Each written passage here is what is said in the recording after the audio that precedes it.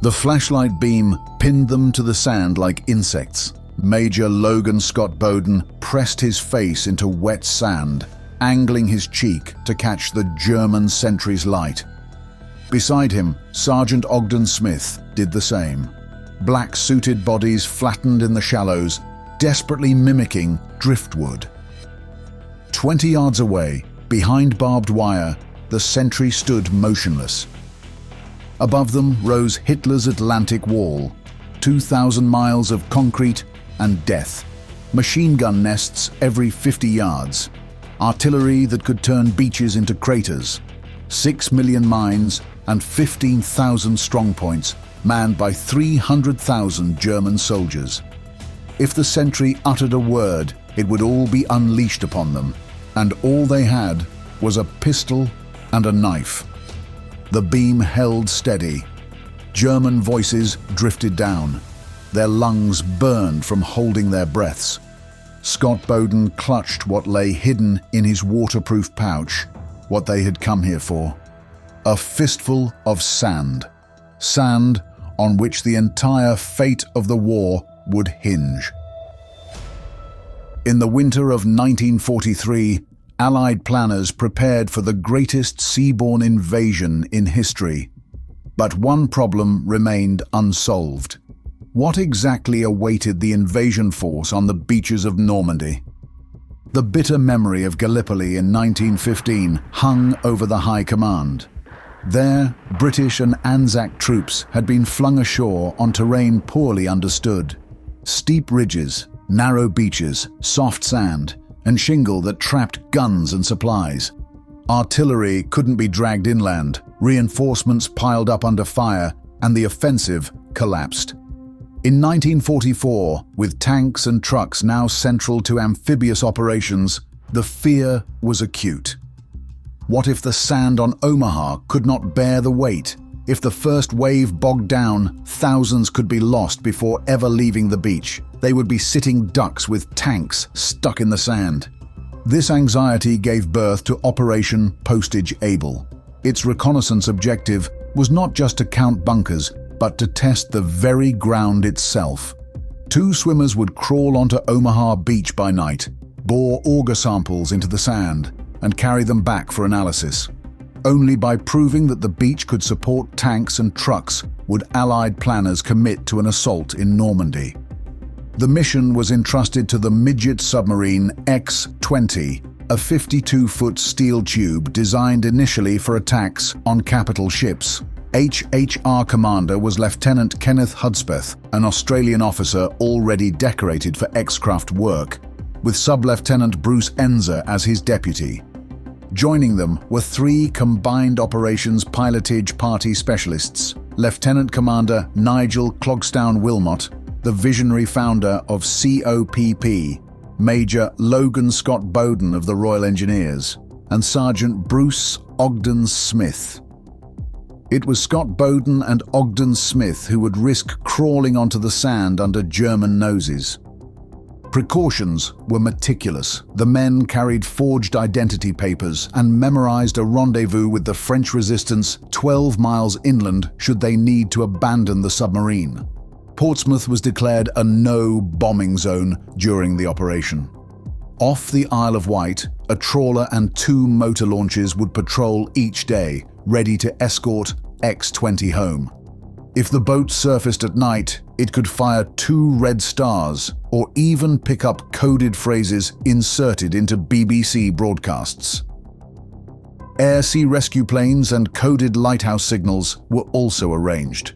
On paper, the safety net was robust. But in reality, once X-20 left Portsmouth, 5 men in a steel cigar would be utterly alone in enemy waters.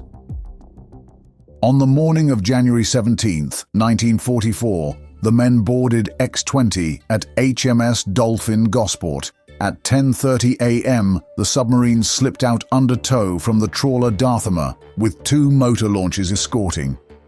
To outward observers, it was just another training exercise. But beyond Portsmouth's boom defenses, Darthamer secured a tow line to the sub. A communication line immediately failed and had to be jury-rigged. It would not be the last improvisation. By noon, the convoy was complete, and X-20 submerged under tow to vanish from sight. The winter seas battered the little craft. Inside, the air fouled quickly. When X-20 surfaced briefly that evening, Wilmot recorded the pitiful sight of the watch officer strapped to the raised air intake, clinging with fervor like a paper streamer on the bosom of the ocean.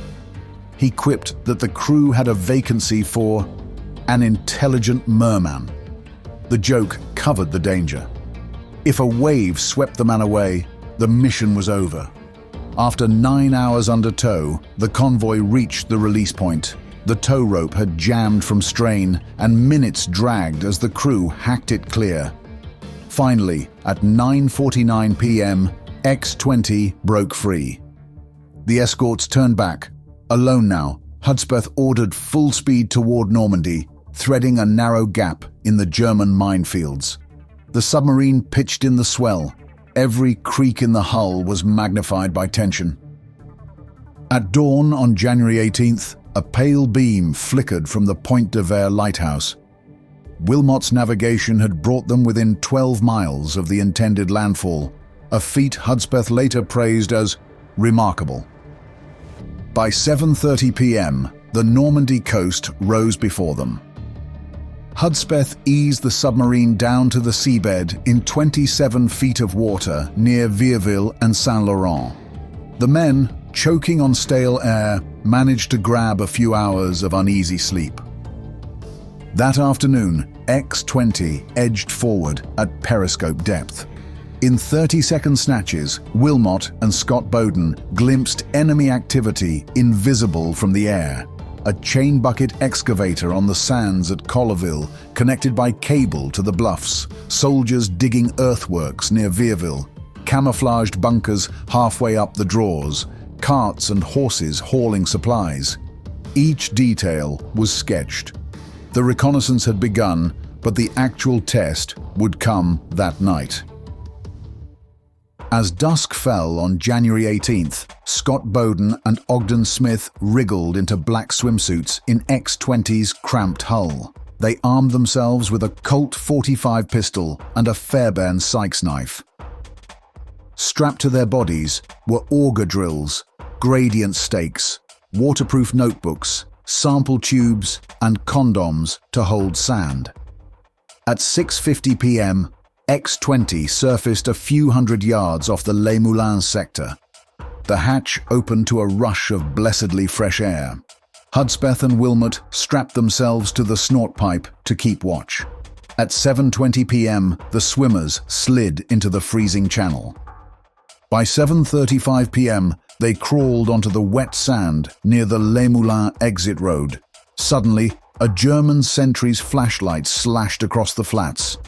The beam froze on them. They pressed themselves flat in the shallows, angling their faces into the light to appear as seaweed or driftwood. The sentry kept the torch trained for long seconds. Maybe his barbed wire prevented him from descending to inspect. At last, a voice called from the dunes, and the beam swung away. The swimmers slid back into the surf and disappeared beneath the waves. Undeterred, they tried again farther down the beach. This time, undetected, they crawled up the sand, pounding stakes, boring auger cores, and collecting samples. They found a 6-foot shingle bank laced with barbed wire at the seawall, a formidable barrier for vehicles. But the sand itself was firm, fully capable of bearing tanks and trucks. There were no mines or obstacles below the high water line. Twice, German patrols passed within 200 yards, their voices carrying faintly. The swimmers froze, then resumed their work. By 8 p.m., the reconnaissance was complete. Exhausted, wet, and cold, they swam back to X-20, triumphant with sand and cobblestones in their hands.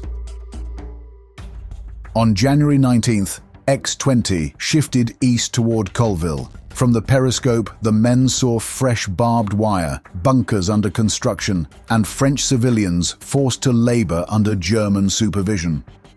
That night, at about 7 p.m., the swimmers went ashore again. Calm seas allowed them to bore samples easily. They confirmed the sand was firm, but noted treacherous runnels, including a deep trough 300 yards offshore that could potentially drown vehicles. At 8:50 p.m., the sky lit with distant flashes.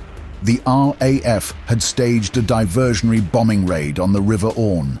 Each detonation silhouetted X-20 offshore, chilling the swimmers, but German searchlights probed inland instead.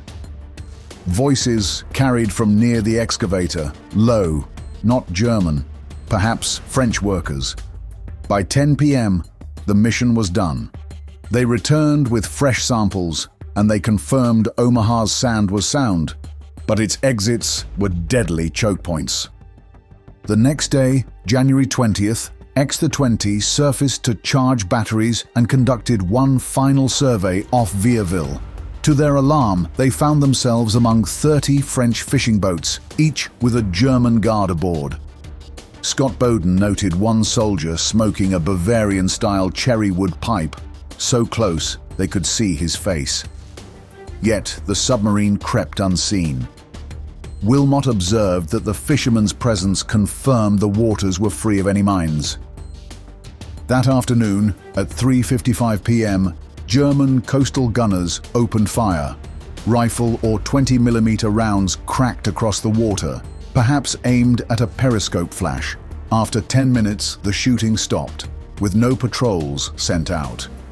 For Hudspeth and Wilmot, it was a stark warning that their luck was finite. By 4:32 p.m., Wilmot decided the mission had achieved enough. A third night was forbidden unless essential, and the men were near collapse after 72 sleepless hours. The submarine turned for home. The voyage back was grueling. Storms rose to force 5, slowing the submarine to barely 6 knots. Spray drove the men off the tiny tower. X-20 ran submerged, guided by periscope. By early morning on January 21st, Wilmot noted dryly that all hands were feeling a little jaded. In reality, they were close to collapse. At 11 a.m., X-20 reached the Isle of Wight. As planned, Darthamer and the motor launches were waiting. At 12:45 p.m., the trawler signaled welcome and took her under tow. At 6:30 p.m., X-20 secured at Fort Blockhouse in Portsmouth. A delegation of senior officers awaited, eager for reports. But when the hatch opened, 4 days of accumulated stench rolled out, sending admirals staggering back. Scott-Bowden later laughed at the unintentional prank. The results were priceless. Within hours, Scott-Bowden was debriefed in London by Lieutenant General Omar Bradley, and he said Omaha's sand was firm enough for all vehicles. The seawall and shingle banks were formidable obstacles. The bluffs were impassable except through narrow draws. The beach was not mined in January. The reconnaissance confirmed fears, dispelled doubts, and gave commanders confidence. Engineers built scale models of Omaha for London and Churchill's cabinet war rooms. In Scotland, a full-scale replica beach was constructed for rehearsals. Specialized tanks were developed to overcome the seawalls and shingle. Lieutenant Hudspeth received a bar to his Distinguished Service Cross. The others were commended, though their work remained secret for decades.